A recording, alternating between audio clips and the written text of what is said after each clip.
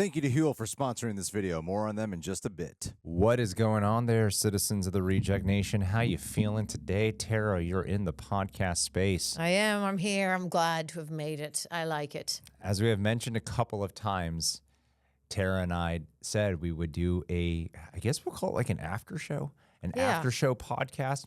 If this pans out, maybe we could do it for other ones. That'd be fun. Many franchises and many shows, and we're building up towards getting a different space one day, and maybe we'll have a podcast space there so we could do more of these.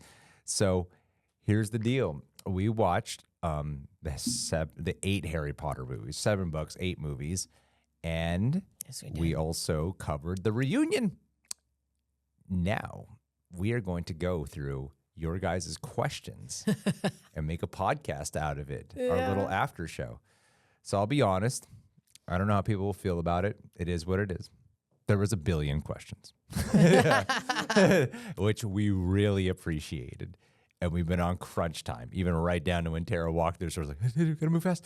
Take some breaths. Here we go. So I took screenshots of every question that you guys had. Wow, he put in the work. I did. That's what I did. I took screenshots and I dropped it in ChatGPT. And I told ChatGPT, here's what we're doing. Select 20. I love that. Select 20 questions. I know some people hate the very idea that we would do such a thing. I want to be transparent. That's what we did. And so, haven't seen it. There was only one question I saw.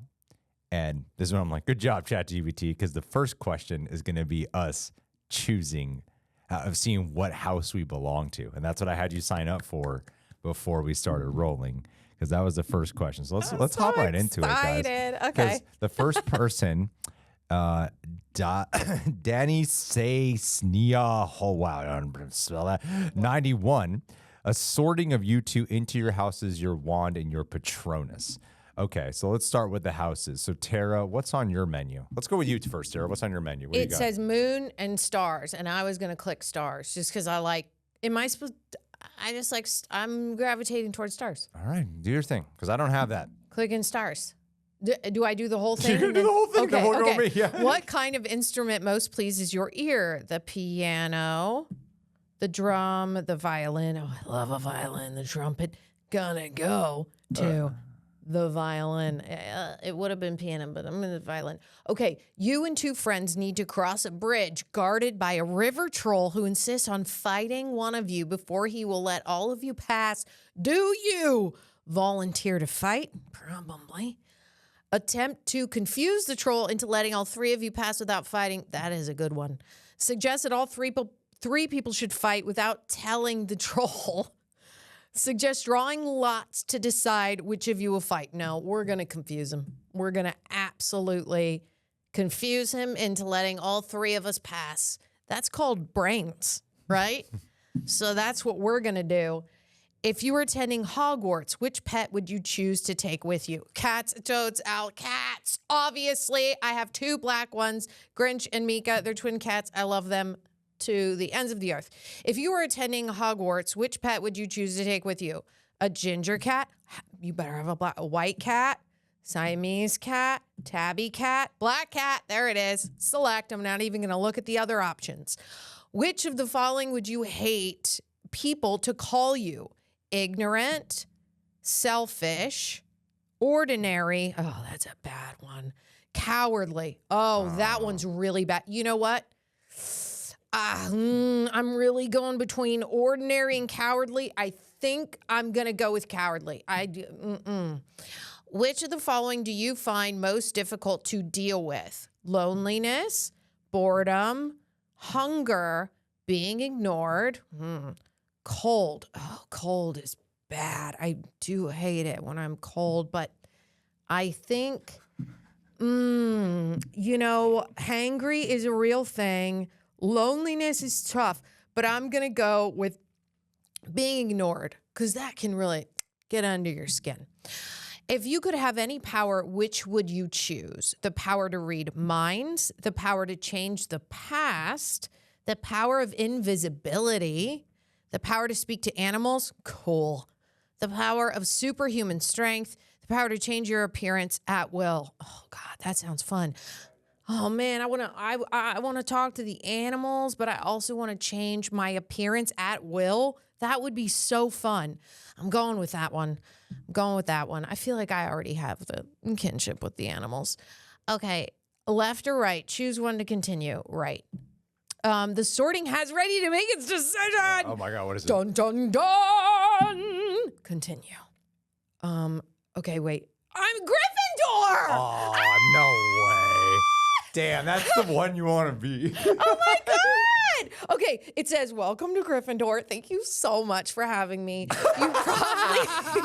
You probably know that some of Gryffindor's most renowned members include Albus Dumbledore and Harry Potter. How could we forget? But did you know that the sword of Gryffindor was made 1,000 years ago by goblins, or that the head of the house, Minerva, McGonagall's hobbies include correcting articles in Transfiguration Today and supporting the Montrose Magpies? I didn't know that. That was a lot of information. I just was happy about the Gryffindor juice. That was too much for me. Damn, you got the now I got a hit of jealousy. Yeah, you did. instant like competitiveness, which like is not Gryffindor of me to feel. Oh God. That is so I hope you're right in Slytherin. not Gryffindor of me. Well, this is one of my things about the Harry Potter movies is I feel like I only know Gryffindor and Slytherin. I don't. Right, we don't know the other houses. There's Hufflepuff and John. What is the other one? Hufflepuff and My house, Ravenclaw. Ravenclaw. Oh, Ravenclaw. I'm like, Hufflepuff given the day. I cannot tell you jack about them other than they exist. Hufflepuffs are the sweet ones, and the Ravenclaws are the bookish smart ones. Oh. Did not pick up on that from the movies. Me neither. All right, so I have a different opening question. Ooh. River or forest? I'm going river, baby. If you could have any power, what would you choose? Ooh, read minds, change the past, power of invisibility, power to speak to animals, power of superhuman strength, power to change your appearance at will. I'm going to say, I'm going to power to read minds. If you were attending Hogwarts, which pet would you take with you? Oh, definitely a cat. Mm-hmm. If you were attending Hogwarts, which pet would you choose to take with you? Ginger, white, Siamese, tabby, black cat. I mean, I have a black cat. I'm going to go with a ginger cat. Okay. Which of the following do you find most difficult to deal with? Loneliness, boredom, hunger, being ignored, cold, boredom. I need that dopamine. Mm-hmm. Which road tempts you the most? The twisting, leaf-strewn path through the woods, the wide, sunny, grassy lane, the narrow, dark, lantern-lit alley. Yeah, that one. Oh, shit. Which of the following would you most hate people to call you? Ignorant, selfish, ordinary, cowardly. I would go cowardly, yeah. Mm-hmm. Once every century, the flutterbee bush produces flowers that adapt their scent to attract the unwary. If it lured you, what would it smell of? The sea, home, a crackling log fire, fresh parchment. Sea, for sure. Oh my God. I thought you were going to say crackling log fire, because anytime we're in the office, you got that crackling log fire on the as a screensaver. White or black? I'm going to go, I wear black more, but I'm more drawn to the color white. All right. I'm going to get some boring one, which is like not Slytherin or Gryffindor. I'm Slytherin. You are? No. Oh my God. Yeah, you are. I mean, Slytherin's known as like the bad house. Yeah. But there's no way that they would keep it if they were like, yeah, let's keep our villains here. Like, there has to be some good to Slytherin. There is. Severus Snape is Slytherin. Yeah. And Snape was a good man. He was. So was Bellatrix Lestrange. And Merlin himself was a Slytherin. Hey, and Merlin's like a famous one. Merlin's in the Harry Potter lore. And according to legend, the ribbon of a first-class order Merlin is green to reflect his Hogwarts house. All right. Okay. All right. So I'm a Slytherin. Oh my God. You are Gryffindor. I can see it. Oh, I can see it. Me All right. too. So that way, now let's dive into some conversations. Maybe we'll get to the Patronus ones in a second, right? The Patronus are the animals ones. Right. All right. So that was fun. But yeah, I think that would be one of my things about the Harry Potter movies is I think they really slacked on getting to explore the other houses. Oh, And agreed. I feel like if they did expand the Harry Potter movies or did something back in the Wizarding World or back at Hogwarts, I'd like to see it more from those other houses, really flesh out who those personalities are, the significance of them. They're doing the show. So in I the know, I show, heard. that's an opportunity to perhaps explore that a little bit more. Well, yeah, because everybody who's read the books always goes like, someone will ask them, "Oh, you read the book, so what house am I in?" And they'll give you like Ravenclaw or Hufflepuff, and I'm like, I don't even know. Those are not in the movies at all. So I assume that book readers would be very, very happy, as well as us who watched all the movies, to be like, what are they doing? What are their personalities like? Why are they in that house? I would love to know. Wow, it is wild that I feel a strange sense of pride to be Slytherin. I don't know why. Oh, I God. never. You can show people that Slytherins are more than just evil, cunning bastards. Yeah, and then cut to him. Like, you have been waiting. What are the good sides of Slytherin? I need to know. I need to protect Oh my soul right now. God. What are some good sides? Just give me something. Ambitious. We're ambitious. Resourcefulness. Yes. I would say this is very accurate. This is very accurate. So far, I am those two things that this AI has pulled up for me. Determination is in here. Leadership, Oh, really? loyalty, strategic damn. thinking, That's me. self-confidence. Okay. That's you. All right, pretty good. Yeah. See, it's not all a bunch of mopey Dracos out there. Potter. Potter. All right, let's move on to the next question here. That was fun. I'm glad That we got to was do fun. that. Good job, ChatGPT, for organizing our lives here. You did it. ChatGPT is a Ravenclaw. All right, Noob Let. Imagine yourselves in the universe. Everyone's asking this question. Which house would you get sorted into? Chat, you're doing a terrible job. Let me sort this question out. What would be your favorite spell? If you were to cast a spell, Tara, what would that spell be? Oh, God. I think everyone thought we would do like a deep dive spoiler review. That is not what this is turning into. It's we're not. We're gonna flow with it though. I mean, oh no, I don't want that spell. I was gonna say the spell that sounds like abracadabra, but it's the spell Avada but that's to Kedavra. like that's to get. That's Well, to kill people. I know. That's why I was like, oh, I don't want it, but it's very powerful. It's like, what if somebody comes up on me and I can just use it and then no problem solved. True. What are the? I mean, there's a spell. You can like do spells for anything. Make them. Okay. Yeah. What Okay. would be the one spell you would like to be able to do? Make somebody disappear. Why? Just if I'm over it. Just So the conversation. yeah, like, just like this shit's boring. Yeah, I'm gonna it's boring. It's a snooze fest. I'd like to move on to someone else. You know what would be really great is if I could make them disappear and then replenish it with a more exciting person. You know, like you go away and then I have someone else appear. That would be I'd go for that. Mine isn't a spell, but they use the polyjuice potion a lot to transform the way. I would want to make it where you can actually, because the problem, at least in the movies, I don't know if it's like this in the books, in the movies, when they do the polyjuice transformation, they're not able to change their voice. So they have the same voice. Right. And to me, that's constantly a distraction. It's a distraction to me that the other person's not picking up, like, you sound totally different. No. Right. And we live in wizard world where you could definitely be not who I think you are. And I would want the ability to be able to change my voice. But yeah, to be able to like impersonate yourself as someone else, you know? Yeah. How fun would that be? That would be a lot of fun. If I'm single, I can impersonate myself as many people's boyfriends, husbands, sleep with so many women. Oh, man. Very Slytherin of You me. would be working the streets. I'd be working the streets Look of at him Hogwarts. go.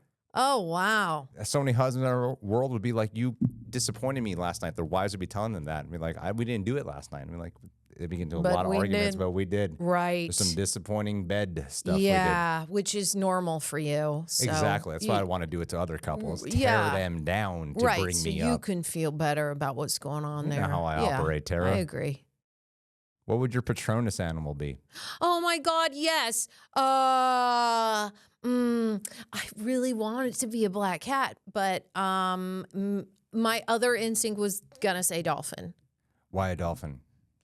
Because I love them so much, and I was a dolphin trainer, and when I was young, like at 21, and I just love them. I used to go to SeaWorld all the time with my mom growing up, and I just love dolphins. Oh God, no! God damn it! Talk to me, Tara. No, you no. keep talking to the camera. I do because I'm used to it. We hear. Okay, but now I'm. Never mind. Talk to the camera. This is weird. this is uncomfortable as shit. Now listen, I would think I was gonna say now in my brain I'm thinking T-Rex. Wouldn't that be That cool? would be awesome, Oh actually. my God, I'm going for a T-Rex. Get We didn't see creative, that. yeah. Let's go T-Rex all the way. I love the cat, love the dolphins. T-Rex, let's go. Is Harry Potter limited? They can't be limited to the amount of Patronus animals there are. John, No. you read the book decades ago. I think I'll have to double check this, but I believe it comes from sort of your spiritual juju in a way. So I imagine it makes could more be sense. any number of things. I am a bit curious what circumstances would lead to you being able to have a T-Rex, but I think it could be possible. I think Tara's The loud. cards are in there for me. I'm loud enough. She makes when she arrives into a room. I think it would work You can out hear her for coming me. a mile away from her hastily anxiety steps, her stumps. Dun, dun. I could actually, the T-Rex one makes more sense. I Yeah. think I'd be a squirrel. I would love, I think mine would be a squirrel, a Patronus. I'm very drawn to Why? squirrels. We used to Yeah. own a squirrel. We had a squirrel for a little bit. Did you know that? No. Name was Ricky. Olivia saved him. He fell off a tree, hurt his leg, and then we had him for a few months, and he unfortunately passed away. It was Oh, Ricky. one of the most devastating animal deaths we've ever been through. It's a real grief process we went through, and now we have these squirrels who are in our backyard. Yeah. And I'll be writing, I'll be doing work, and I'll stop what I'm doing and stare at them, and Yeah. I'll be like, all right, let me go get some nuts. I'm gonna go. Yeah. I'm very, there's something about the impulsiveness of a squirrel, the shyness, but wanting to connect. I think there's a lot of Yeah. spiritual things akin to a squirrel. And when we had a squirrel in our home, and the squirrel was able to really saw us as his owners. It was a real unique journey. Yeah, it was really heartbreaking the day he passed. It's still right now. It's it breaks my heart. Yeah. Ricky. Yeah, we have a little painting of him that someone at the channel actually did a painting for. Oh my We have God. a blanket of him. Yeah, Ricky's forever in my heart. I love that squirrel so much. I would love to. So I know it's weird to own a squirrel. John used Ricky for a bit. John was there the day we had to rush Ricky to the ER. Yeah, Aw. Yes, sir. it was a heartbreaking day. R.I.P. Ricky. Yeah. From my research here, apparently it would seem that Patronus can take the form of any animal or even a magical creature that resonates with the caster's character and or background or something you have a general affinity Okay. for. So. Then for sure, if anything, I'd probably be a troll, like a disgusting, fat, slobbering, nosy, snotty troll. And let's go here. What would be okay? Let's go here. Quidditch time. I don't know. I don't know anything else but Seeker. Damn I you, know, Chad. right? You did You're a like- terrible job here. Well, Seeker, or you could be the one who gets it in the goal, right? Or a defender. What is that position? Quaffle Queen 91. What position would you play on a Quidditch team? I don't know any other positions. Chasers are the ones who score the goals. What are they We called? need John for the Okay, researcher, man. yeah. Goddamn. They're the primary ones who throw the quaffle and do the scoring. Then there are the beaters who take on the bludgers, which are the big black balls Yeah. that break your bones. Oh. Keepers guard the goals, and the seeker looks for the snitch. I'd probably be all right as a keeper. I think as a guard, I'm pretty all right. Well, with the Quidditch side of things, I did kind of crave in the storytelling. I'll use the opportunity to express this. I did kind of crave in the storytelling for them to implement it a little bit more in a way that held greater weight or significance. It kind of seemed like a PE thing, a physical education Like a thing. hobby, like a fun, yeah. Like it's an extension of Harry. He has his Nimbus 2000 broom, and it seemed like a thing that would be a big factor in. And I think it dawned on me it was Goblet of Fire when they start off at the Quidditch World Cup, Yes. and then we don't see any of it. Right. And I was like, oh damn, they're just totally skipping over this. Totally. And I feel like the movies at least set up the importance that Quidditch would have in some type of aspect beyond, because it's like communal, right? Yeah, I mean, I feel like they set it up to feel like almost like a football game in a high school, right? Yeah. Although I think like for what Quidditch is probably to the Harry Potter stories, it's much more than that. but it's treated throughout the houses like if you're on a Quidditch team, you're cool, right? Yeah. So I don't know. I think I just look at it as like, oh, if you're on the football team, you're cool, I guess, in high school. I don't know. If you're on the Quidditch team, then you're cool. Well, it's like their only sport. Yeah, it's like if you're sporty, thank goodness you have one option. Well, one thing when we were doing the reunion and we were doing the review, we were talking about how what it must have been like for children to be watching Harry Potter back then or reading it when they're in school and then to be living vicariously through this alternate school. Yes. And that's not something that dawned on us till we watched the reunion. So it got me thinking from this question now of, when football is important to a school. Yeah. When the sports they play do serve some type of bigger picture or bigger end game. And I don't know if the books have more Quidditch that they gloss over to really show the impact, because important stuff did happen during some Quidditch games. Right. Harry's attention growing, when Harry encounters the mentors and Prisoner of Azkaban, when he's in the game. Like, there's important events that did occur. But in retrospect, I kind of feel like they don't really factor in too much outside of another exploration of the life at Hogwarts. I think they could have factored into something a little bit more significant. You mean how their lives are connected to how the community is connected to Quidditch? Yeah, I think if they did I think when they do the show, it would be nice to get like a couple of episodes that really have a lot of tension and anticipation and a lot of pressure to nailing down this Quidditch game. You know? Oh my God, like Friday Night Lights, but just with Quidditch. Yeah, I think they should do that. Sign me up. I feel like it would elevate the Quidditch and it would show more of the significance of the sports. Because is it really going to factor into the war against he who must not be named? No, but it's fun. But it's fun. It's their one sport, and I think it would only amplify that whole school vibe of having their football team in a way, their soccer team. Right. Something that I never participated in or like even watched, but I know that it's important to a lot of schools. That it exists, yeah. Yeah. That's true. That's kind of one thing I would love to do. How cool would it be if they do get to a point where we could fly in a broom? Mine would be, I think hot pink. That would be fun. Maybe with like some unicorn stickers, and it would definitely have some NOS attached. Like it would be like a V6 V8 version. Like I would have to be able to pass you up quickly. They have to be doing VR now for it, wouldn't they? They have to have some type of crazy VR where you take some weird VR broomstick. Oh, there's so many provocative things. Slytherin's bringing out the naughty in me, I'll tell you that much. Oh, here he goes. Man, the dirty boy. Talking about sticks, and you just got to eat. Perverts at There's Hogwarts. no reeling him in now. There are VR experiences out there for you. Oh, that's what I'm talking about, baby. I just want to buy a broom and attach it at home. You just want a stick. I hope it's a real stick that I can buy. You just want a stick. Like, I'll just buy you a broom from Target. Oh my I think God. you'll be happy. Oh, I get what chat's doing now. So what ChatGPT did is they went through fun questions, and now we're going to deeper questions. All right, here we go. Most impactful scene. Fish tank funny.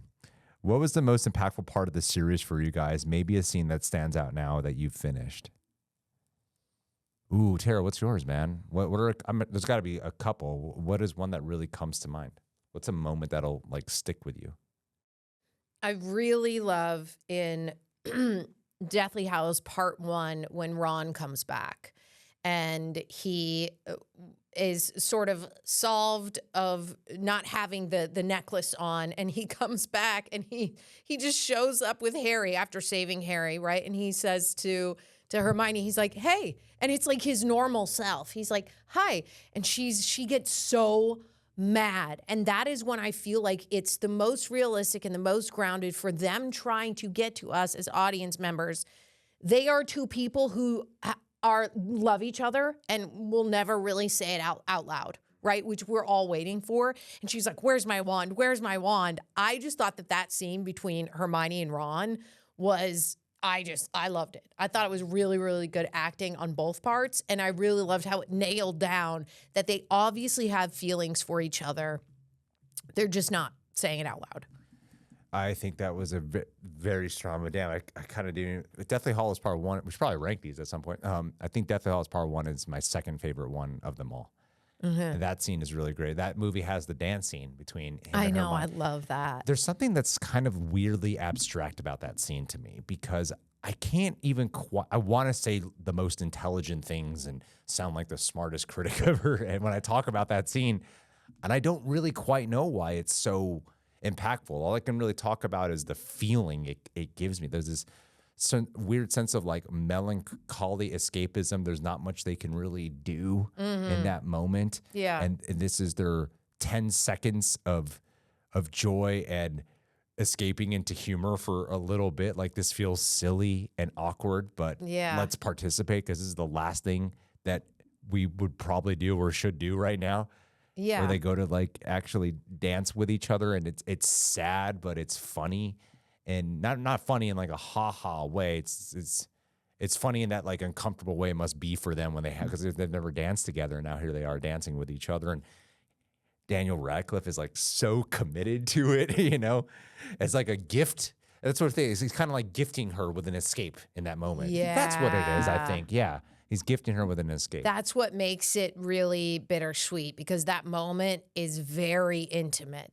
Meaning you wouldn't be able to do that with just any ordinary friend, right? It's only what Harry could provide for Hermione and her for him in return. Yeah. Like that scene is really made for them two, because it would feel very different if it was Hermione and Ron, right? It would be more of a romantic thing, but we're adding in where it can be very intimate, but it's still just a friendship. Very true. The other one for me, I think is an obvious for people who did watch the reactions, would be when Sirius Black dies. Oh, yeah. And before he dies, he says something like, "Good work, James. Good one, James." And I like the framing of that, because in my memory, and it could be completely different from how it actually went down, but my memory is telling me that it was a faraway shot. It was. When he said that. And it wasn't your typical Hollywood, "Good one, James," close up on Harry, you know, get that reaction. Like it there's something about that there's something about that distance that does make it more impactful, as opposed to cheapening it or manipulating the audience with a close-up. Like you have to catch it. Yeah. You know? And that is it's a one line that says so much about that dynamic, because his delivery there is zero awareness that he said James. He's not at all aware of what he said. Right. And there's no apology afterwards or like, "No, sorry, Harry," or anything like that. It's so subconscious, and it's playing on a pure emotion of Sirius Black in that moment. That would also mean something to Harry, because Harry strives for a connection with his father so much, and now he's a reflection of his dad to him, and it brings that closer of a connection. So when he gets killed, it moments later, it is that much more heartbreaking to occur. Yeah, that is a very powerful, powerful moment, because I think a lot of people, like I knew Sirius Black died, and it's less the death and more what happens before the death that really gets me. You know, that moment is what gets me. Yeah, I mean, it's sad. I mean, when he's like, "Good," you can put yourself in that position to imagine, like, let's say that, sure, one of my mom's best friends, and I was fighting with her, and she's like, "Good one, Adriana." Like that would hit me, right? It would hit. So when you put yourself in that position, it's like, oh, you want to be a good. I feel like every person is fighting to be a good reflection of their parents, whether it's their mom or their dad. And Harry never even got to even have them around to be able to go, am I doing that? Am I reflecting them or maybe what they would have wanted? Because he grew up with torturous people. But in that moment, it's like you hear all that stuff. It's like, "Good one, James." You're like, Harry turned out exactly how he was supposed to. The fact that Sirius Black has not spent that much time with him, and immediately it's like, you're reminding me of his father. Yeah. That's one of my favorite things about what the franchise does, is they're willing to pull back the veil on the perfection or the way we put people on pedestals. Yeah. Like as the movies go, you uncover darkness and mistakes that Dumbledore made. When originally you see a Dumbledore and he seems like the perfect grand wizard, and you learn how flawed he is, actually, that he has made a lot of mistakes and poor decisions, and there's darkness in him. And even with Harry's dad, you know, like one of my favorite moments is, and I think it must be for a lot of people, the explanation of what Snape has been doing this whole time. Yeah. That Snape is actually a good guy, and that he loved Lily. And I think it was the fourth or fifth movie where I think it was the fifth movie maybe, where they reveal that James was bullied. James bullied Snape.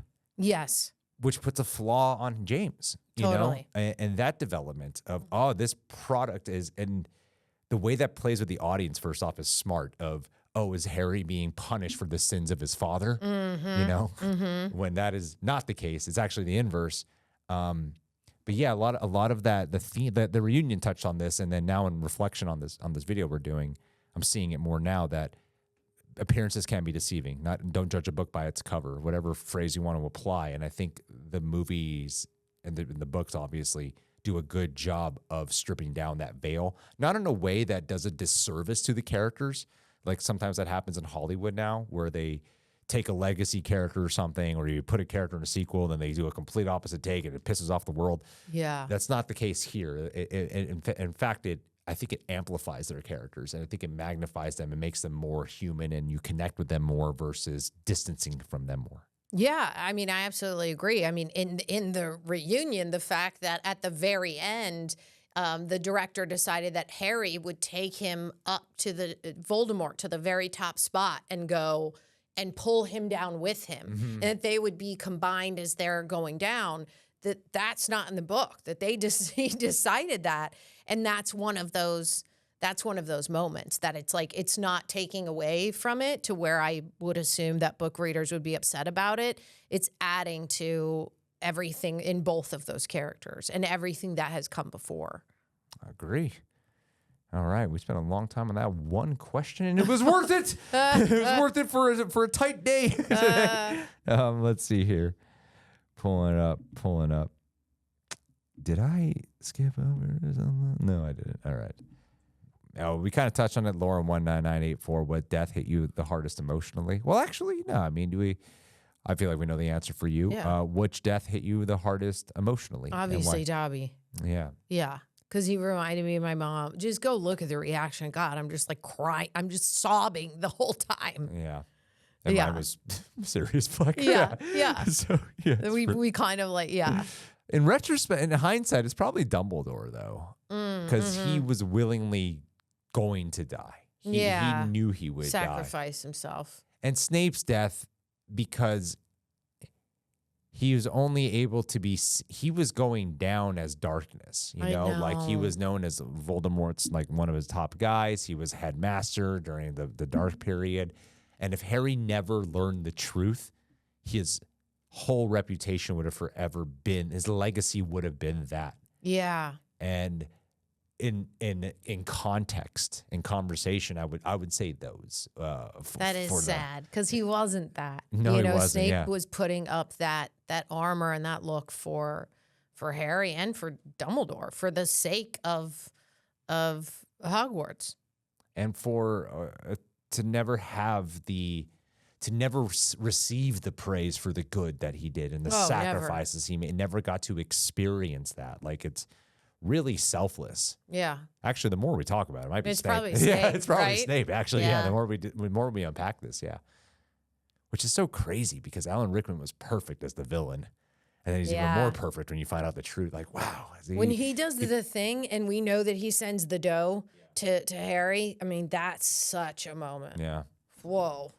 John, did you know that Alan Rickman was the only one who knew the truth about Snape for like many years before the books even came out? Before even the directors. The directors didn't know. He was the only one. And sometimes he would have directions and the directors would be like, why are you doing it this way? He's like, I can't tell you.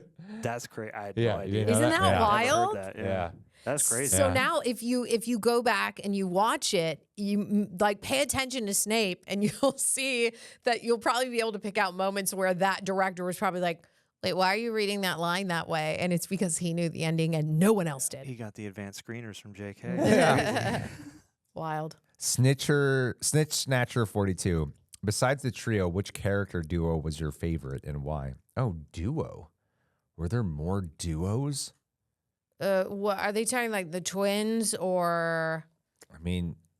I mean, okay, let me think. Duos. you know what I really liked a lot? I have a quick one. Yeah, maybe go. this might help in terms of the dynamic.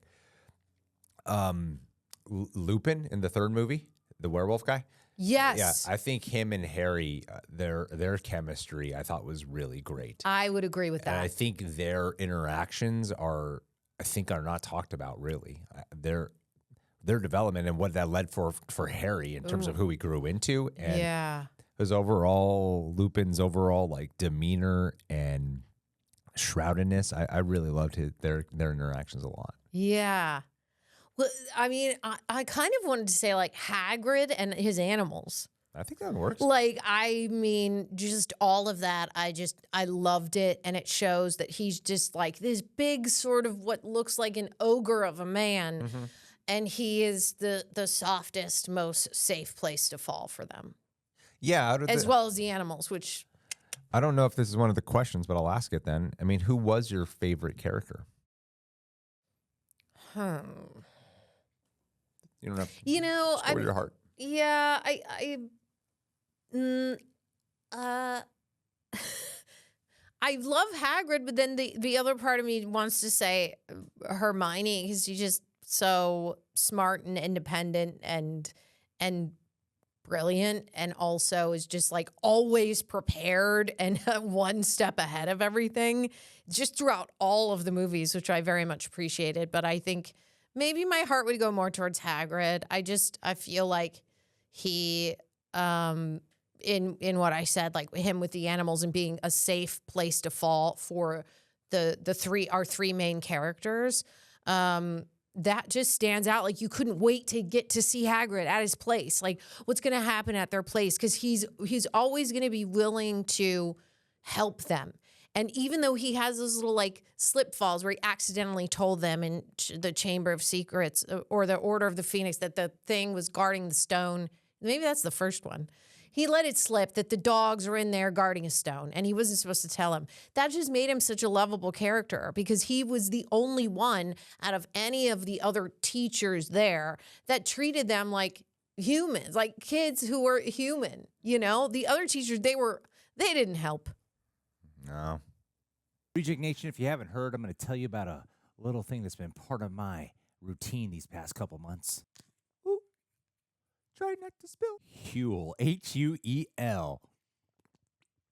God, that is tasty. Well, I've been using Huel to update you guys. On January 25th, I weighed 218 pounds. As of the day of filming this, I'm down to 188. That's 30 pounds lighter, six-pack Greg incoming, and easily a necessity. One of the biggest things that I've been doing is making smarter, easier food choices. Like Huel's Blank Edition ready to drink meal. I've got a ton of these. As a reminder, before I ever partner with them, they sent me bottles to try. I was very, very clear that I would not want to do a partnership unless I actually liked the drink. And by like, I mean taste. I wasn't even into the weight loss thing yet. Yeah, turns out I did. I was hooked. Because it's not just convenient, it actually tastes good. Like legit milkshake good. Not looks nice on the label, but tastes like chalk.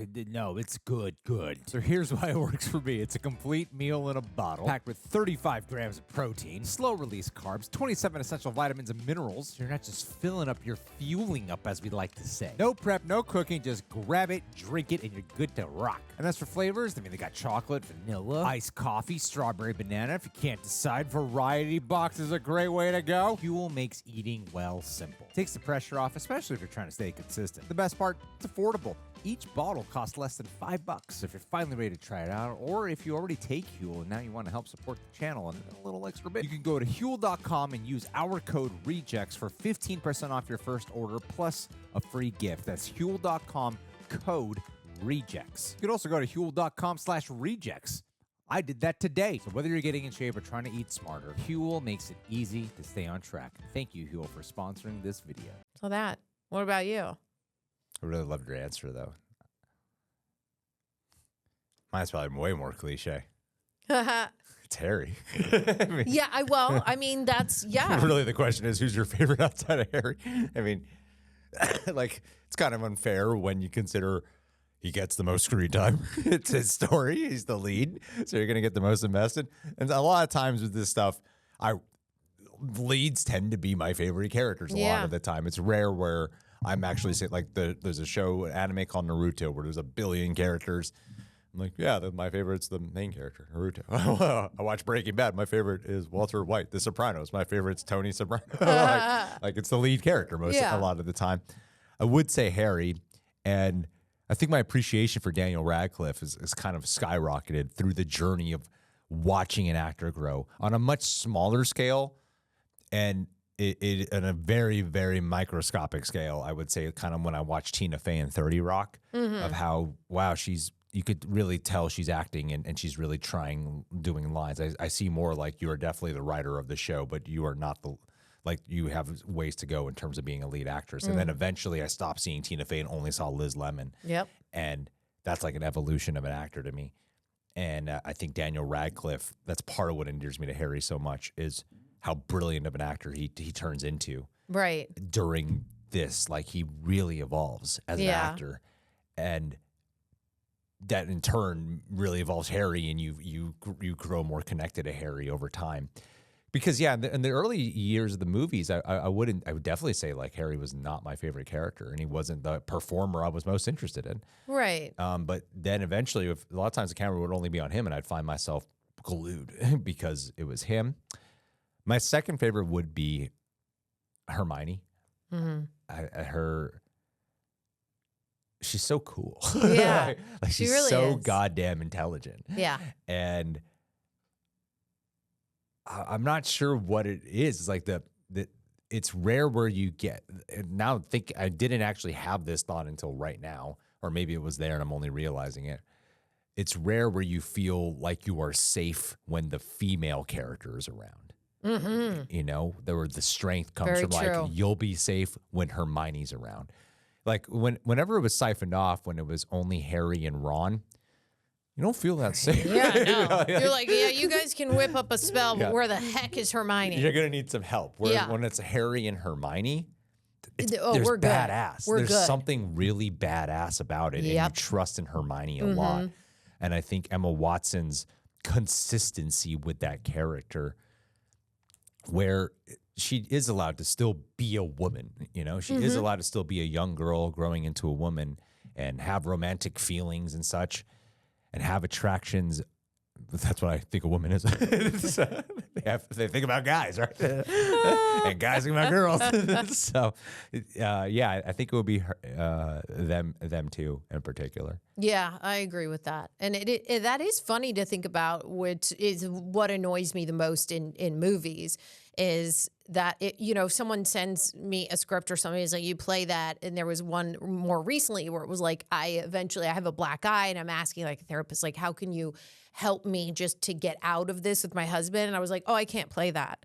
Because I can't play weak. You can find somebody else who walks into a room and sits down and seems like a person that you could throw around.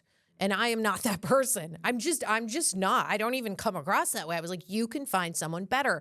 And for Hermione very specifically, I think you just brought it to light that, like, a lot of movies, the girl is just sort of over here and the guy is there to save the day or whatever. I get it. Brute man strength. But in this wizarding world, Hermione is the strongest and the smartest, because she's the one that knows the spells can actually get them done and keep them safe, which I love. Yeah, and she's funny too. She is funny. She can They quip. all She's are. funny. They Yeah. all are. She's funny, and I think like the Ron and Hermione dynamic, I'm like, that's definitely Olivia. Like, Olivia's got the hyper intelligence, and I'm always doing the dumb shit and saying stupid things. So, yeah, I do see that. And yeah, those type of specifically like female characters, like hyper intelligent. I love that. I'm really find that very attractive. Let's see here. We did do the Harry Potter reunion. We are going to do Fantastic Beasts. Okay, let's unpack whatever this is here. Let me look this up really quick.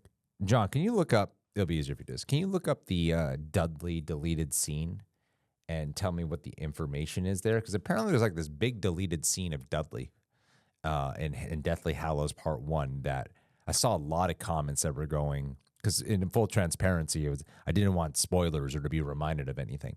So I would only read like the top comments and then I'd move on with my life because I was afraid. And I'm also afraid of negative comments sometimes that it'll ruin the experience for me.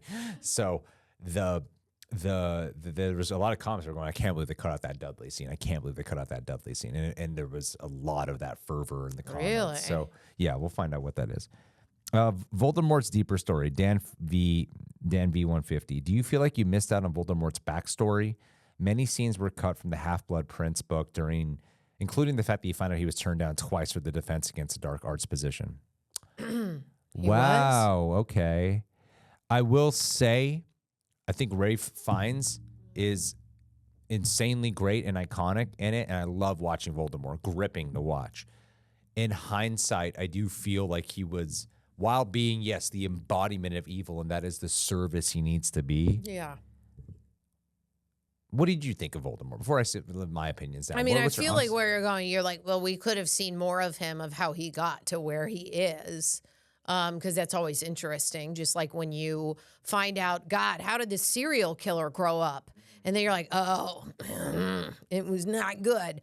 But I think specifically for us in watching the movies, that how Voldemort came along in regards to he who shall not be named, we saw him just as much as I think we should, and he provided as much power and just like terror that was needed for that short period of time. Like, even if like people, I'm sure people are like, oh, if you add up the minutes, like Voldemort throughout all the movies is probably only in it for 20 minutes tops, which I get, but his impact on the film is still very great. Even the minutes are tiny, right? I would have liked to, yes, I would have liked if we spent some time somewhere instead of just that guy showing up with Voldemort's baby. Oh, God, that was terrifying, put him in there. Like, we got some juice. We did. A little bit of, like, Voldemort back in the day, and, like, but I would have liked to dive in a little bit more. Me too. There was that one scene in, I think it was Half-Blood Prince, where Dumbledore goes to get him out of wherever he's orphaned up in. Yeah. And the kid came across as so comically evil. Yeah. That it made me question Dumbledore. Yeah, I remember. Like, you were mad about that. Yeah. Yeah, I mean, mad might be a strong word. I was annoyed, You were annoyed by the lack of nuance. Yes. That, like, come on, man. Like, this kid's clearly evil, and you're not picking up any signs here. He's very evil. Totally. And he kind of was only that. You know, he was consistently that evil, and maybe that's all he needs to be, as this force of evil, which works when you're going to save the world. Yeah, so it's effective and it works, and Ralph Fiennes brings a lot to it. And yeah, I suppose I didn't really think we missed out on backstory. I would have liked to have seen a tad bit more of even shades as to Voldemort's got to be sad in some way. Like, That's what I mean. There's got to be a hurt boy in there, some loneliness in this guy in some way, and I'm sure that was there in Ralph Fiennes' performance and stuff. Yeah. But the movie doesn't really ever have a moment that, for me, or at least looking back, I can't think of one that really highlights that. Could be wrong. I could be, or maybe there's something I didn't notice. But yeah, I could have, like when he's in the train and you see that creepy Voldemort baby thing at the train station, like, oh, what is this? Like that did something for me beyond like creepy of adding to Voldemort as a character. Right. This thing he's locked away. And I guess I would have liked a tad bit more of that. Yeah, I feel like the Joker did a good job of that. Yeah, right? definitely. That's Heath Ledger, Wouldn't that have been cool to see, like a Voldemort movie that's like the Joker? Yeah, You know? that would have been fun. Yeah. I do have some tidbits for you guys. About Dudley? Well, let's go. First off, Lord Voldemort has a total of 37 minutes and 15 seconds on screen, as well as the 4 minutes and 30 seconds of Tom Riddle flashbacks, And your deleted scene between Dudley and Harry is essentially the Dursleys are packing up to leave, and Dudley takes a moment to basically step over to Harry in particular and tell him that he doesn't think he's a waste of space. Harry responds, "Thanks, Big D," giving him his fond nickname, and then they basically part ways from there, but it's just a respectful send-off, essentially. Oh. So he actually had to. He was actually nice to Harry. Yeah. So we never got that. No. I would have liked some type of wrap up on the Dudleys in some way. Dursley, sorry. Yeah. We didn't really get anything like that. They are such a significant part of Harry's development and upbringing. Right. And after a while, I mean, I guess it is in their style to solely abandon the kid. But yes, that would have put now that I have said that out loud, that would have put a bookend on it. That would have been a moment of growth. Because in Order of Phoenix has that opening scene when Dudley's picking on him, and then they get into the tunnel, and the Dementors are sucking on Dudley. Dudley's bullying him. That's what him and Dudley are running away together in the fields at the beginning of the movie. Oh, yeah. And I did question, like, oh, does this have an effect on Harry? Yeah. Yeah.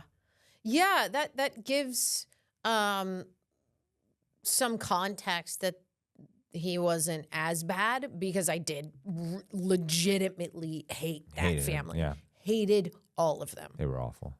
They were terrible. Yeah, they're basically Oh, trying to there's a line here that says, someone's pointing out in the comments, Dudley says, I don't think you're a waste of space. Which that wouldn't be, that's a humanizes that's a him huge in line. one That's line. a huge line. Yeah. Which is great. It's a great move for a character, great writing, to just go, he's not as bad as his parents. I mean, he's still pretty bad, but.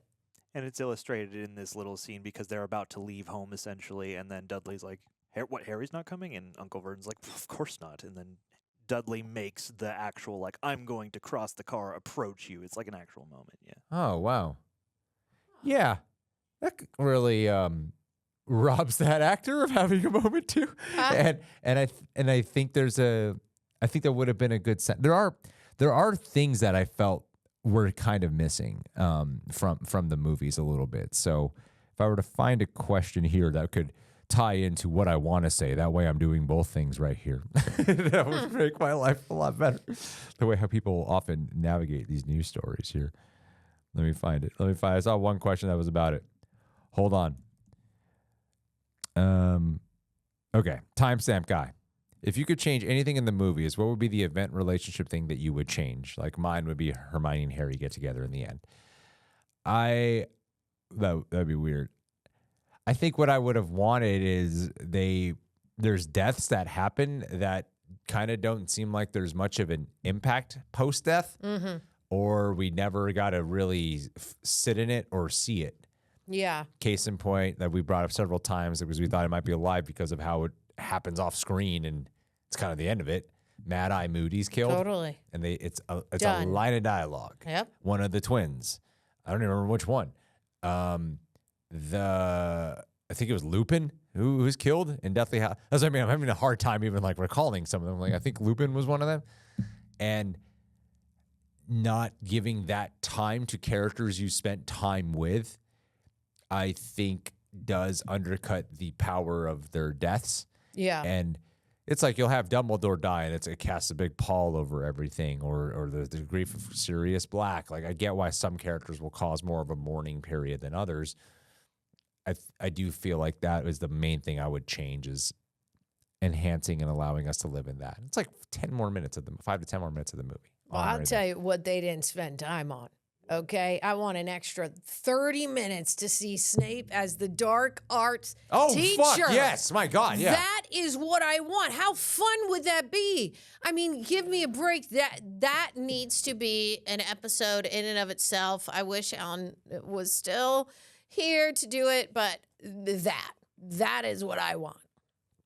That was probably the biggest disappointing thing, Yeah, actually. he's the dark arts teacher announced, and we don't see 1 minute of him even in that room. I think and because of where shows are now, post Game of Thrones, in terms of adapting these fantasy novels, where television is now, I think some of the scenes that are cut are more noticeable in the Harry Potter movies now because of how we see how TV shows can explore it. Because Harry Potter, Deathly Hallows came out quite a while ago. Right.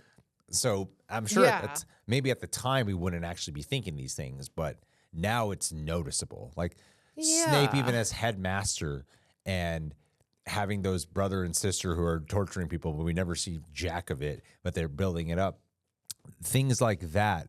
Of you give Snape two very important positions, and we never get a chance to really see how any of that is. The buildup of him becoming dark arts teacher. Right. It's like Dwight Schrute in The Office finally getting to become manager, Yeah. That's what he got. Right. Was he was able to become the dark arts teacher. Totally. And then we don't get that with him being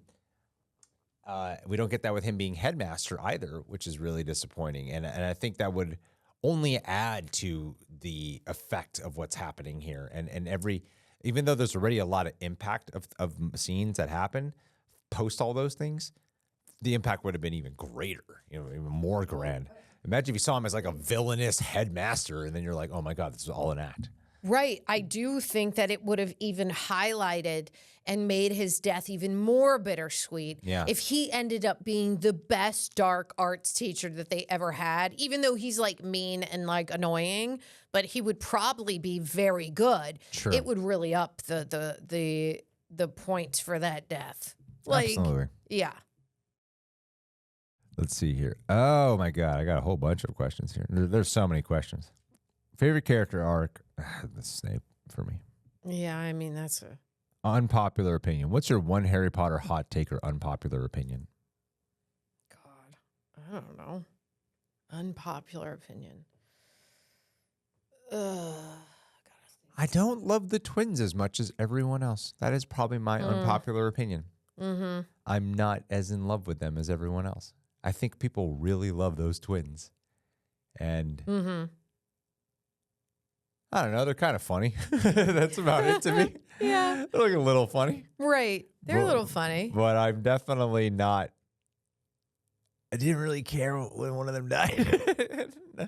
Even though I mentioned it like we should have had more time, and we should have. I'm like, I don't really care as much about them as everyone else does. I would be Right. very curious to know, for people who haven't read the books, if they have that level of endearment generally to Fred and George, because I feel like they do leap way more off the page. And the actual, okay.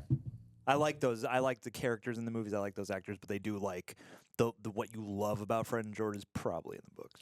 Wouldn't it have been so cool if Cedric Diggory got with Hermione? Was he too old then?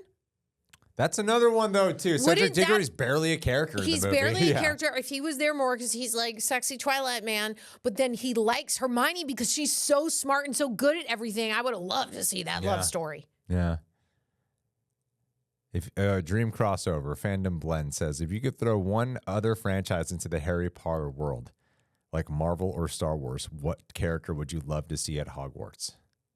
Oh, my initial was just going to be like Grogu because I love him so much, but let me think. He is a fantastic beast. I would say Doctor Strange from the Ooh. Marvel Cinematic Universe, since he's already a sorcerer. Yeah. I think that would be a blast to see. Or Wanda from The Scarlet Witch, I think would be a really fun one. You know what would be funnier is just have the Mando. It would be great if he could have Grogu there, but I would be like, put Mando up in there and let's see what he does. Put Jabba the Hutt in there. Yeah. What Lupin deserved better? Who's the most underrated character in the whole series? I feel like Lupin deserved better is a very big indication of who you think is the most underrated character in the whole series. I don't know. Who do you think is the most underrated character? Do you have an opinion? I mean, I just really like Emma Thompson a lot, and I think she should have got more screen time, but that's not a character. That's just, I love Emma Thompson, and she was barely in it, and she's brilliant. So that's the answer I have for now. I would say Lucius Malfoy. Yeah. Because he starts off as a very effective antagonist. And then when you catch up with him, he is a weak, broken man. And that is probably who he was that whole time. Yeah. Just a terrified boy inside of a man's body. Yeah. You know? And I think Jason Isaacs, his ability to sell both of those where he is scary and you hate him, and then when Yeah. you catch up with him, you're like, oh my god, this guy's afraid he's gonna get like hit. He's got Totally. that like attitude. He's gonna get terrified. smacked at any moment. Yeah, I thought that was great. Yeah, I would agree with that. That's a good one. Elder Wand Wielder 07. If you both looked into the mirror of Erised, that's when Harry sees his parents, what do you think you'd see? What did it normally? It just showed him his parents. What did it? Did we ever see it show to anyone else? Like I'm trying to get the You remember theme of what you? it shows. It shows you what you want. It shows you your desire. Yeah, what you want. Yeah, Because Erised is desire spelled backwards.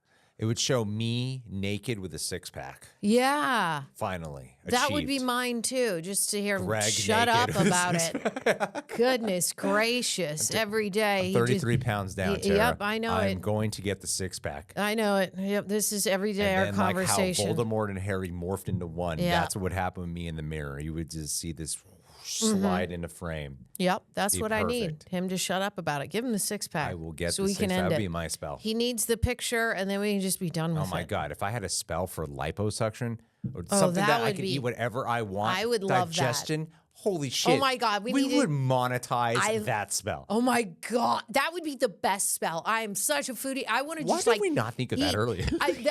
that is the spell we got to go with. Why would we not go with Eat that spell? anything and Anything you never want- feel uncomfortable. You never get feel sick. bloated. Oh my God, this yes. is the best. This is the best one. This is- We talk about transforming into someone else. No, I just want ripped abs.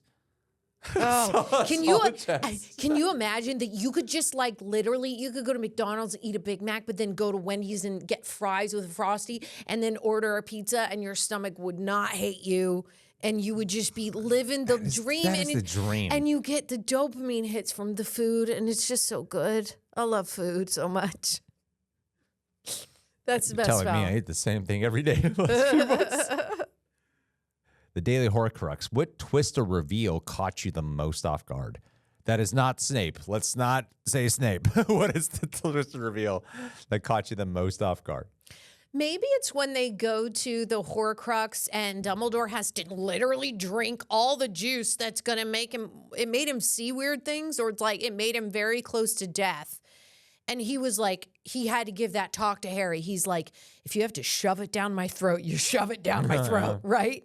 And Harry's like, he's really nice about it, but then he has to like drink all of this liquid so they can get this. What is, then we find out it's a fake one. Right. So upsetting. We go through all that work and then zombies come at us. Like, that's wild. That's wild. That was a wild time.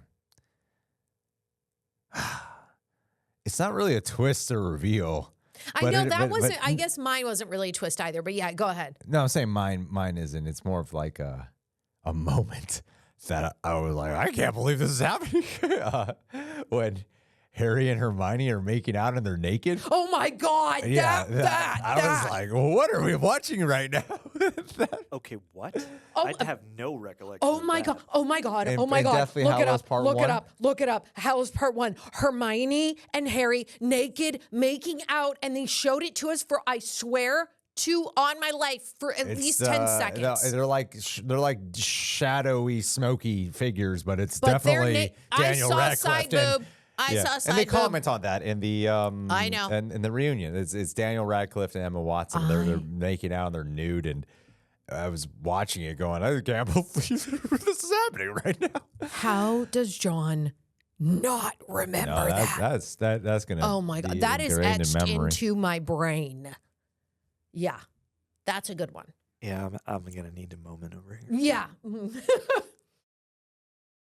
A lot of you questions. Sorry, we're going through these questions, and a lot of these questions are questions that we are kind of been answering sort of throughout as we're diving in. You know, so I don't want anyone to feel like we're ignoring or going over a bunch. I'm quickly previewing them.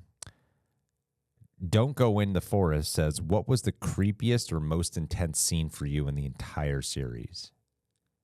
Ooh, creepiest or most intense. I love in Deathly Hallows Part 1, the running through the forest. Yeah. Or the time turner. I think that was like the most exciting. That was so The fun time with turning her it- watch, and yeah. they could go back in time. in part 3. Yeah, Yeah. that was that whole thing and uncovering. I love back, that. Like that was like And a they fun saved the time travel. bird. Yeah, and they saved the bird too. That was my favorite. That's probably my favorite one in terms of how they. It's like it's not creepy or intense, but it is like the most exciting. I think the creepiest one would be the Chamber of Secrets scene with the snake. To me, that creeped me out a lot. Yeah, I'm like creepy or what was it? Or intense. Yeah. God, I need a minute. I mean, the spider, when all the spiders came, I mean, I've like kind of felt it, like arachnophobia. But a lot of honestly, there was one in Deathly Hallows, I think one of them, or one of the other movies, you guys can tell me, but a snake comes into frame. Yeah, it's Deathly Hallows. Yeah. That's Deathly Hallows. Scared the crap out of me. I think I almost jumped out of my chair. That was very intense. Neville Longbottomed. Great name. What was your favorite magical battle or fight scene? Mine is Order of Phoenix, when Dumbledore and Voldemort are fighting each other for the first time, and then Harry's like fighting back the Voldemort within him. Yeah. There was something about the atmosphere of that, and watching the struggle that was the first time you saw Voldemort actually getting a little bit. He didn't have full strength in that moment, and Dumbledore's struggle, and it showed the intensity at the stakes. Like that was, that's actually probably the most intense scene to me. Yeah. Is that's right after Sirius died, and then Voldemort shows up. That whole section is super duper intense to me. Yeah. And Harry's there too. Yeah. I would say that, remember in the first one when Harry puts his hands on the weird guy and he burns his freaking face off? Yeah. Hell yeah. That was awesome. Yeah. That was so cool. The Cursed Child. I don't want to ruin anything about Cursed Child because that's the Broadway show, which is out here now. I know. It's at Patronus right now. I want to go, but like I see the things and I'm like, oh, now that I've watched all of them, I'm like, I should go see it. Yeah. No, I think you'd love it. Yeah, I probably would. It's a great magic show. It's like a Universal Studios magic show for like 3 hours. Oh, I love it. That's fun. Because it's not real magic, but there are the practicality and the effects are like, amazing. Like, how the hell do they do this? Oh my God. And narrative wise, it gets better as it goes, but it does start like it used to be. I didn't know this till after I watched it. It used to be 2 days. You'd have to go one day and then you have to go the next. It was what? It was, Who does that? It was long. It That's was super insane. long, and apparently the story was not good enough to warrant the length and commitment to go. No story is good enough to warrant an audience for more than 4 hours. 4 Yeah. hours tops. So 2 days. Then they condensed it, and yeah, it's definitely like not the greatest execution because it's kind of at odds with itself because it wants to be this grandiose magic show, but it's also trying to be a narrative at the same time. Yeah. And then being a novel versus a play are very different. Totally. And so trying to adapt to a play is different. So you could see, but it's not without its storytelling moments. It would be unfair to say. Like there are some great moments in there that in the last half of it, I really was swept off my feet. In terms of, I was really engrossed in the story. Okay, I love that. But the first half was like, ooh, I am not jiving with the story here. And it's kind of a common opinion. Okay. But I really love the last half of it. So maybe I just try to pop in after intermission and grab a seat. No, you gotta watch it at the beginning. All right, let's get a couple more in here. Then we gotta call it a day. If you could sit down and interview one character from the wizarding world, who would it be, and what's one question you'd have to ask? I'd sit down with Dumbledore and be like, "Why'd you only use this time turner once? Why'd you let this kid use it?" What happened? You had a time machine on your hands. Oh my God. You barely used this thing that could have really come in handy for a lot of situations you ran into. And we sort of, the Cursed Child actually, funny enough that I'm saying that, the one thing I will semi-spoil is the Cursed Child does implement the time turner as part of its plot. Okay. So it does come back. But when I'm watching all the Harry Potter movies, and I don't remember much of the details of the Cursed Child other than like the main characters are, it picks up like not long after where the movies ended. I mean, right when like they're adults. Like Harry's an adult and he works at the Ministry of Magic, and the main characters are the kids, Right. and the kids are no Ron, Harry, and Hermione. So Yeah, that's tough then. yeah. I honestly don't know.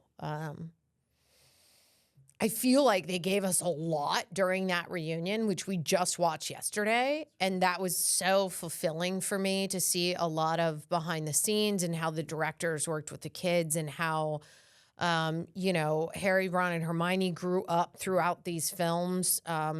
That reunion was great, answered so many wonderful questions that I'm like, I don't know if I have any unanswered ones that I'd be dying to ask a character, but that's probably because I haven't read the books and I've just seen the movies. Because this last question, Padfoot is my boy, was asking about if they made a prequel series, who would you cast to be like young Sirius, Lupin, James, and Peter? I really have no idea. I think, I mean, if you know, let me know. But Andrew was saying that they should make a movie about the creation of Hogwarts and getting to that. Ooh. It's like, oh yeah, what is how'd they come to that? That would be great. I would love to see that. Yeah, that's a prequel I would totally be interested in seeing. Who would you cast as young Gary Oldman? These are all hard. I need to like look up actors' names. Tom Hardy, No. young Gary Oldman, 50-year-old Tom Hardy, going to Hogwarts school. Lupin, I would cast a real-life pedophile because the guy who plays him, David Thewlis, creeps you out, which is weird because I love Lupin. Justice for David Thewlis. He looks like a Yeah. creep. He looks like a pervert. He does. Fight me on it. Oh boy. He's got pervert vibes. Which is why his acting is so good. Oh Because my he God. doesn't feel like a pervert Ridiculous. when he's Oh my around a bunch God. of children. But everything else I see him, and I'm like, guy has pervert vibes. Man. I think I saw him in like 5 So minutes bad. of The Island of Dr. Moreau when I was a kid, and that is the only image I have of him in my head. And I think I need to branch out because he is like a revered actor. He's got like stature, and people love him. James, a young James Potter. You know who I would choose? Anybody from Downton Abbey. They're all, because it's BBC and it's Cheap like answer, man. well written. It's like those are the men and women that I believe would be able to rise to the occasion to play these characters and play them with a lot of depth. I will not spoil. There's a young Dumbledore in the Fantastic Beasts movies, or in one of them, and I won't say who the actor is. But if I were to pitch a young Dumbledore, Matt Smith. Matt Smith, who's Matt that? Smith Youngledore is pretty cool. That'd be a cool one. He'd be the sexiest, coolest Dumbledore. Long beards are cool. And a young Willie. Oh, him. Yeah, he would be good. He's BBC. He's from The Crown. Who? Oh, yeah. It's the Yeah. only reason I want to watch The Crown because he's in it. Oh, God, he's great in it. Young Dumbledore. I don't know. I'm not going to know. I don't know. Anyway, I'm not going to know. listen. Guys, they answered this for you. It's Jude Law. John, I just said I wouldn't ruin it for Tara. Oh, because he's in Fantastic Beasts? No. They're casting the new. Never mind. There were rumors about the new TV show. Never mind. Oh, that he Then might be I in it. ruined it for Tara. That would be No, that there would were be rumors about the good. show, but don't worry about I it. don't think it's a ruiner. It's whatever. I think it's fine. What if it was like, no. I would make them all be played by transgender people solely to piss off one person. Unknown transgender people. I know it. That's a real good bait and switch. This is a good one, Greg. I think if they did the whole Harry Potter show, Yeah. nothing but transgender. Oh my God. It's so. What I would love to is because she has a say. J.K. Rowling has a say in it. I know. I mean, that's. Oh, in the shows? Yeah. Oh, She's- yeah. And Like she has no issue with race swapping at all. Like she does. Like Alan Rickman's gonna be played by a black actor, I believe, and in the play, it's a black actress playing Hermione. So she has no issue with race swapping. She has obviously contentious problems with the transgender community. She does. So if they were able to cast a bunch of transgender people, not tell J.K. Rowling they're transgender, like never tell her. Oh, right. And then reveal. And then tell her after it's all filmed. Oh my like, God, she would have works to with them. change her no one ever. tune. I'd be like, oh my God, I spent 6 months with people I had no idea. She would have to switch up so quick. How fun would that be? That would be That'd great. the best magic trick. That would be so good. Joke right out of my mouth. The best magic trick. We got to go. Your phone's going off. We're going to be late. Avada Kedavra, we're done. We're done with this podcast. Thanks, guys, for doing this. This was our test pilot presentation for Real Rejects After Show. We could work out some kinks. We could prepare a little bit in advance. That's the Yeah. first thing we take notes. We take notes. It was a work in progress. I'm taking notes. Yeah, because it started off like a little clunky at first. Yeah, Then we found per flow. the usual. Yeah. Now- Clunk and then flow. That's then end with some clunk. yeah, obviously. Yeah. Right here, this moment is clunk. Well, Throw that's it what we'll out. call the show. Junk it. Clunk. Real Rejects Clunk. Clunky Jacks. Let's Clunk call it. Jacks. Let's call it clunk it and junk it. It's Oh, really that's rolls great. off the tongue. Sounds like a chicken restaurant. Anyway, guys, Clunk it and dunk it. click it or ticket. Junk it. Nice one, James.